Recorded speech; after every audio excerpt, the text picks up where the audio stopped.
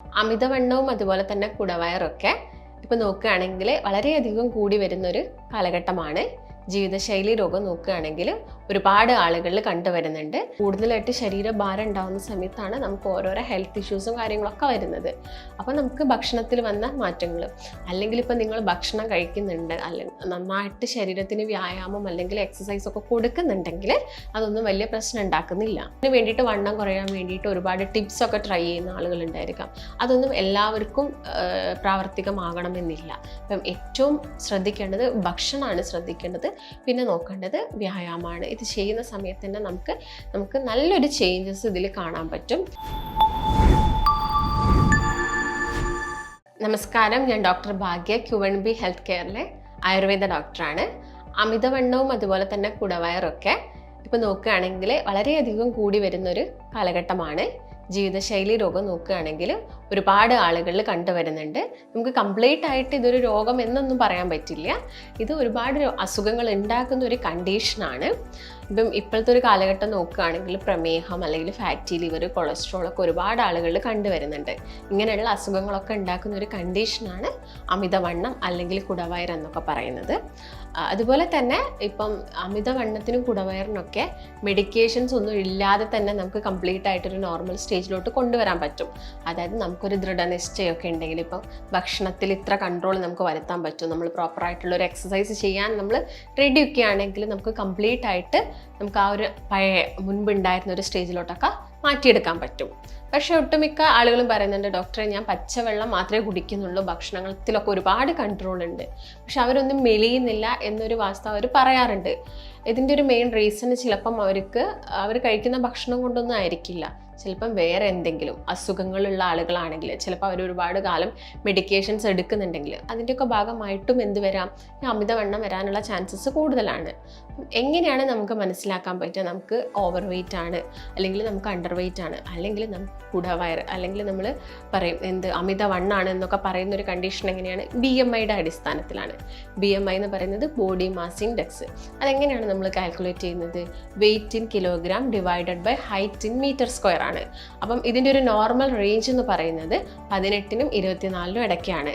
ഇത് അബൌട്ട് 24 ആണെങ്കിൽ നമ്മൾ ഓവർ വെയ്റ്റ് ആണെന്നാണ് പറയുന്നത്. ഇത് നമുക്ക് പെട്ടെന്ന് മനസ്സിലാക്കാൻ വേണ്ടിയിട്ട് നിങ്ങളുടെ ഹൈറ്റ് എത്രയാണെന്ന് നോക്കുക, അതിൽ നിന്നൊരു 100 മൈനസ് ചെയ്യുക. ഇതായിരിക്കും നിങ്ങളുടെ ഒരു ഐഡിയൽ വെയ്റ്റ് ഉണ്ടാവേണ്ടത്. അപ്പം നിങ്ങൾക്കൊരിപ്പം 170 സെൻറ്റിമീറ്റർ ആണ് ഹൈറ്റ് എങ്കിൽ നിങ്ങളൊരു 100 കുറയ്ക്കുന്ന സമയത്ത് 70 ആയിരിക്കണം നിങ്ങൾക്ക് ഉണ്ടാവേണ്ട വെയിറ്റ്. അത് നിങ്ങൾക്ക് മാക്സിമം 72 വരെ പോകാം. അതിൻ്റെ മുകളിലോട്ട് കയറുന്ന സമയത്ത് നമ്മൾ പറയുന്നത് അമിത ഭാരമാവുന്നുണ്ട് എന്നുള്ളൊരു കാര്യമാണ്. അപ്പോൾ ഞാൻ നേരത്തെ പറഞ്ഞ കാരണങ്ങൾ നോക്കുകയാണെങ്കിൽ ആദ്യം തന്നെ പറഞ്ഞു നമ്മുടെ ഡയറ്റിൽ വരുന്ന മാറ്റങ്ങളാണ്. നമ്മളിപ്പം ഈ ഒരു കാലഘട്ടത്തിൽ ഒരുപാടായിട്ട് ഡിപ്പെൻഡ് ചെയ്യുന്നത് ഒരു ഫാസ്റ്റ് ഫുഡ് അല്ലെങ്കിൽ ഒരു ഹോട്ടൽ ഫുഡിനൊക്കെയാണ്. അപ്പോൾ നമുക്കറിയാം ഹോട്ടൽ ഫുഡ് എന്നൊക്കെ പറയുന്ന സമയത്ത് അവർക്ക് പെട്ടെന്ന് ഉണ്ടാക്കാൻ അല്ലെങ്കിൽ വളരെ വില കുറവിൽ കിട്ടുന്ന ട്രാൻസ് ഫാറ്റും കാര്യങ്ങളും, അല്ലെങ്കിൽ ഈ വനസ്പതി പോലെയുള്ള അല്ലെങ്കിൽ ഡാൽഡ പോലെയുള്ള കാര്യങ്ങളൊക്കെ ഓവറായിട്ട് യൂസ് ചെയ്യുന്ന സമയത്ത് പെട്ടെന്ന് തന്നെ അത് നമ്മുടെ ശരീരത്തിൽ കൊഴുപ്പായിട്ട് മാറാനുള്ള ചാൻസസ് കൂടുതലാണ്. നമ്മുടെ ഒരു ബോഡി വെയ്റ്റിനേക്കാളും കൂടുതലായിട്ട് ശരീരഭാരം ഉണ്ടാകുന്ന സമയത്താണ് നമുക്ക് ഓരോരോ ഹെൽത്ത് ഇഷ്യൂസും കാര്യങ്ങളൊക്കെ വരുന്നത്. അപ്പോൾ നമുക്ക് ഭക്ഷണത്തിൽ വന്ന മാറ്റങ്ങൾ, അല്ലെങ്കിൽ ഇപ്പോൾ നിങ്ങൾ ഭക്ഷണം കഴിക്കുന്നുണ്ട്, അല്ലെങ്കിൽ നന്നായിട്ട് ശരീരത്തിന് വ്യായാമം അല്ലെങ്കിൽ എക്സസൈസ് ഒക്കെ കൊടുക്കുന്നുണ്ടെങ്കിൽ അതൊന്നും വലിയ പ്രശ്നം ഉണ്ടാക്കുന്നില്ല. ഇപ്പോൾ എക്സാമ്പിളായിട്ട് നിങ്ങൾ മുൻപുള്ള കാലത്തൊക്കെ ആൾക്കാരെ ഒന്ന് ആലോചിച്ച് നോക്കും. അവരൊക്കെ നന്നായിട്ട് അരിയാഹാരമൊക്കെ കഴിച്ചിട്ടുണ്ടാവും. അതുപോലെ ചോറൊക്കെ 3 നേരമൊക്കെ കഴിക്കുന്ന ആളുകളുണ്ടായിരിക്കും. പക്ഷെ അവർക്ക് ഈ ഷുഗറോ കൊളസ്ട്രോളോ അല്ലെങ്കിൽ പെട്ടെന്ന് വണ്ണം വെക്കുന്ന കാര്യങ്ങളൊക്കെ വളരെ കുറവായിട്ടാണ് കണ്ടത്. കാരണം അവർ നന്നായിട്ട് വ്യായാമം ചെയ്യായിരുന്നു. അല്ലെങ്കിൽ അവരുടെ ജോലി എന്ന് പറയുന്നത് കൃഷിപ്പണികളും കാര്യങ്ങളും, അല്ലെങ്കിൽ നമ്മുടെ വീടുകളിൽ തന്നെ ഒരുപാട് പച്ചക്കറികളും കാര്യങ്ങളൊക്കെ നടുക, അതിന് നല്ല രീതിയിൽ അതിനെ വിളവെടുപ്പാനുള്ള കാര്യങ്ങളൊക്കെ ചെയ്യുന്ന ഒരുപാട് വർക്കുകൾ അവർക്ക് ഉണ്ടായിരുന്നു. പക്ഷെ ഇന്നത്തെ കാലഘട്ടം നോക്കുകയാണെങ്കിൽ ഒന്നാമത് നമുക്കൊന്നും പ്രോപ്പറായിട്ടുള്ളൊരു എക്സസൈസോ കാര്യങ്ങളോ ഇല്ല. എല്ലാ കാര്യത്തിനും നമ്മൾ കടകളെയാണ് ഡിപ്പെൻഡ് ചെയ്യുന്നത്. ഇപ്പം ഫുഡ് ആയിക്കോട്ടെ, അല്ലെങ്കിൽ വീട്ടിൽ കിട്ടേണ്ട ചെറിയ ചെറിയ ഇലക്കറികളും കാര്യങ്ങളും ഒക്കെ നമ്മൾ കംപ്ലീറ്റ് ആയിട്ട് പുറത്തുനിന്ന് വാങ്ങുന്ന ഒരു സിറ്റുവേഷനാണ് ഇപ്പോൾ ഉള്ളത്. അപ്പം നമ്മുടെ ബോഡിക്കൊന്നും വേണ്ടത്രയുള്ളൊരു വ്യായാമം കിട്ടുന്നില്ല. അതിൻ്റെ ഭാഗമായിട്ട് അല്ലെങ്കിൽ നിങ്ങളുടെ ഒരു ജോലി എന്ന് പറയുന്നത് കംപ്ലീറ്റ് ആയിട്ട് ഇരുന്ന് ജോലി ചെയ്യുന്ന ആളുകളാണെങ്കിലൊക്കെ നമ്മൾ കഴിക്കുന്ന ഭക്ഷണം ഡൈജസ്റ്റ് ആവാനും അല്ലെങ്കിൽ അത് കൊഴുപ്പായിട്ട് അടിയുന്നതും അല്ലെങ്കിൽ അത് ഗ്ലൂക്കോസ് ആയിട്ട് കൺവേർട്ട് ചെയ്യുന്നതൊക്കെ മാറ്റാനുള്ളൊരു കഴിവ് നമ്മുടെ ബോഡിക്ക് കുറഞ്ഞുകൊണ്ട് വരികയാണ്. അതിൻ്റെ ഭാഗമായിട്ടാണ് ഇൻസുലിൻ റെസിസ്റ്റൻസ് പോലെയുള്ള കണ്ടീഷൻസ് ഒക്കെ വരുന്നത്. രണ്ടാമതായിട്ടുള്ളൊരു കാരണം എന്ന് പറയുന്നത് പാരമ്പര്യമാണ്. പാരമ്പര്യം എന്ന് പറയുന്ന സമയത്ത് ഇപ്പം അച്ഛനോ അമ്മയോ ഒക്കെ അത്യാവശ്യം വണ്ണുള്ള ആളുകളാണ്, അല്ലെങ്കിൽ ഗ്രാൻഡ് പാരൻസ് അത്യാവശ്യം വണ്ണുള്ള ആളുകളാണെങ്കിൽ അവരുടെ കുട്ടികൾക്കോ അല്ലെങ്കിൽ പേരക്കുട്ടികളോ അത്യാവശ്യം ഒരു വണ്ണത്തിൽ വരാനുള്ള ചാൻസസ് കൂടുതലാണ്.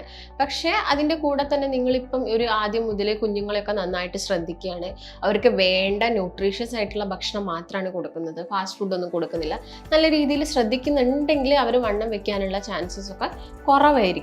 അപ്പം ഇത് നിങ്ങൾ മനസ്സിലാക്കേണ്ട, പാരമ്പര്യം ഒരു കാരണമാണ്, പക്ഷെ അത് നമുക്ക് നോർമൽ ചെയ്ത് കൊണ്ടുപോകാൻ പറ്റുന്നതേ ഉള്ളൂ.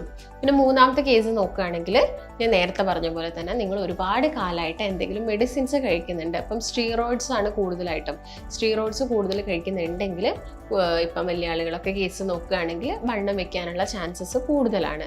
മറ്റൊരു കാരണം എന്ന് പറയുന്നത് ഇപ്പം ഗേൾസിനൊക്കെ പെൺകുട്ടികളൊക്കെ എടുത്ത് നോക്കുകയാണെങ്കിൽ ഇപ്പം PCOD എന്ന് പറയുന്നത് പോളിസിസ്റ്റിക് ഒവാരിയൻ ഡിസീസ് ആണ്. ഇത് മൂലവും പെൺകുട്ടികളിൽ പെട്ടെന്ന് വണ്ണം വെക്കാനുള്ള ചാൻസസ് കൂടുതലാണ്.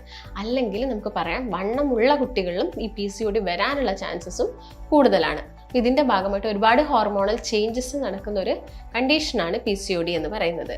പിന്നെ ഉള്ളത് തൈറോയിഡാണ്. തൈറോയിഡിൻ്റെ ഡിസ്ഫങ്ഷൻ മെയിനായിട്ട് പറയുന്നത് ഹൈപ്പോതൈറോയിഡിസം ആണ്. ഹൈപ്പോതൈറോയിഡിസത്തിൽ നമുക്കറിയാം TSH ഹോർമോൺസ് കൂടുതലായിരിക്കും, അതുപോലെ തന്നെ T3 T4 ഹോർമോൺസ് ഒക്കെ കുറവായിരിക്കും. ഇതിൻ്റെ ഭാഗമായിട്ടും പെട്ടെന്ന് തടി വയ്ക്കാനും മെൻസ്ട്രൽ ഇറഗുലാരിറ്റീസ് കാണിക്കാനൊക്കെ ചാൻസസ് കൂടുതലാണ്. പിന്നെ ഉള്ളൊരു കേസ് നോക്കുകയാണെങ്കിൽ ഉറക്കമില്ലായ്മയാണ്. നിങ്ങൾ പ്രോപ്പറായിട്ട് ഉറങ്ങുന്നില്ല, അല്ലെങ്കിൽ നിങ്ങൾ ഒരുപാട് ലേറ്റ് ആയിട്ട് പകൽ സമയത്ത് കൂടുതൽ സമയം കിടന്നുറങ്ങുക, ഭക്ഷണം കഴിച്ചിട്ട് രാത്രി ഉറങ്ങുന്നില്ല, ഇങ്ങനെയുള്ളൊരു റിതം നമ്മുടെ ബോഡിക്ക് ഇങ്ങനെയുള്ളൊരു സർക്കാഡിയൻ റിതം കംപ്ലീറ്റ് ആയിട്ട് പോകുന്നില്ലെങ്കിലും പെട്ടെന്ന് വണ്ണം വെക്കാനുള്ള ചാൻസസ് കൂടുതലാണ്. പിന്നെ പ്രഗ്നൻസിയുടെ കേസ് നോക്കുകയാണെങ്കിൽ നമുക്ക് എന്താണെങ്കിലും അവിടെ അത് നോർമൽ ആയിട്ടുള്ളൊരു കാര്യമാണ്. അത് കഴിഞ്ഞിട്ട് നമ്മൾ ശ്രദ്ധിക്കുകയാണെങ്കിൽ കുഞ്ഞിൻ്റെ പാലുകുടി കാര്യങ്ങളെല്ലാം കഴിഞ്ഞിട്ട് നമ്മൾ ശ്രദ്ധിക്കുകയാണെങ്കിൽ നമുക്കും ആ ഒരു വെയിറ്റ് പെട്ടെന്ന് റെഡ്യൂസ് ചെയ്യാൻ പറ്റുന്നതേ ഉള്ളൂ. അപ്പം ഞാൻ ഈ പറഞ്ഞ കാര്യങ്ങളൊക്കെയാണ് വണ്ണം വെക്കുന്നതിൻ്റെ ചില പ്രധാനപ്പെട്ട കാരണങ്ങൾ.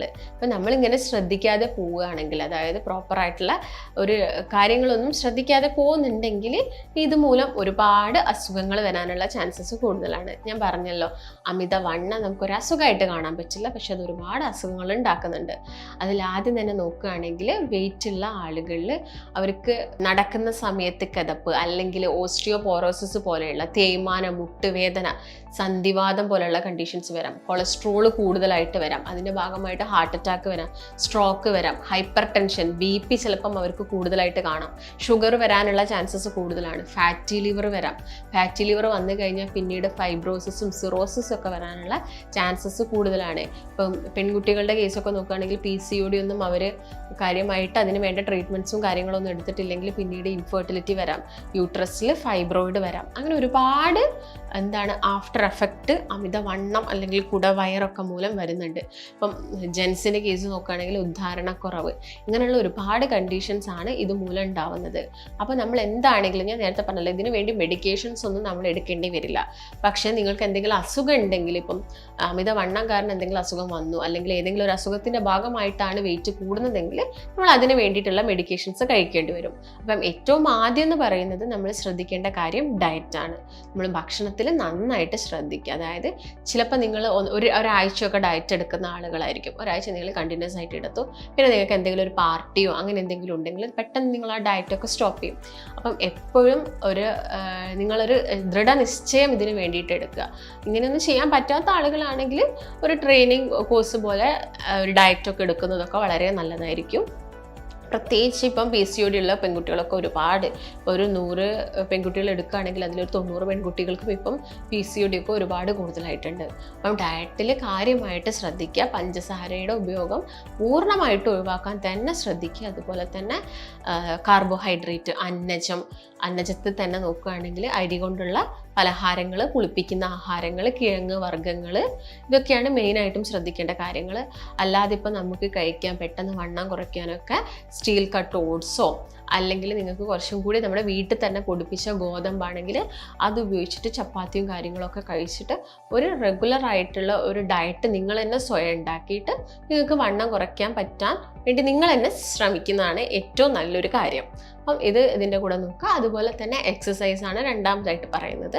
വ്യായാമം ചെയ്യേണ്ടത് എന്താണെങ്കിലും ഒരു മിനിമം 45 മിനിറ്റെങ്കിലും നമ്മൾ ചെയ്യണം. ചെയ്യുന്ന സമയത്ത് അത്യാവശ്യം വിയർക്കുന്ന രീതിയിൽ തന്നെ ചെയ്യാൻ വേണ്ടിയിട്ട് നോക്കുക. അതിപ്പോൾ നിങ്ങൾക്ക് ഈ നടത്തം മാത്രം പറ്റിയില്ലെങ്കിൽ അതിപ്പോൾ സൈക്ലിംഗ് ആയിക്കോട്ടെ, അല്ലെങ്കിൽ നീന്തലായിക്കോട്ടെ, അങ്ങനെ അല്ലെങ്കിൽ ജോഗിങ് ആയിക്കോട്ടെ, എന്താണോ നിങ്ങൾക്ക് നിങ്ങൾ പ്രിഫർ ചെയ്യുന്നത് എന്താണോ അത് ചെയ്യാൻ വേണ്ടിയിട്ട് ശ്രദ്ധിക്കുക. പിന്നെ ഇതിന് വേണ്ടിയിട്ട് വണ്ണം കുറയാൻ വേണ്ടിയിട്ട് ഒരുപാട് ടിപ്സൊക്കെ ട്രൈ ചെയ്യുന്ന ആളുകളുണ്ടായിരിക്കാം. അതൊന്നും എല്ലാവർക്കും പ്രാവർത്തികമാകണമെന്നില്ല.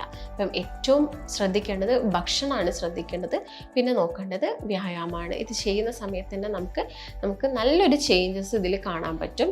അപ്പോൾ നിങ്ങൾക്കിപ്പോൾ ഡയറ്റൊക്കെ എടുക്കാൻ ബുദ്ധിമുട്ടുണ്ടെങ്കിൽ നമ്മുടെ ക്ലിനിക്കിൽ ഡയറ്റീഷ്യൻസോ കാര്യങ്ങളൊക്കെ അവൈലബിൾ ആണ്. അപ്പോൾ നിങ്ങൾക്ക് എന്തെങ്കിലും ഡൗട്ടോ കാര്യങ്ങളോ ഉണ്ടെങ്കിൽ താഴെ കാണുന്ന നമ്പറുമായിട്ട് ബന്ധപ്പെടുക. നമുക്ക് നല്ലൊരു ഹെൽത്ത് വീഡിയോ ആയിട്ട് വീണ്ടും കാണാം. നന്ദി.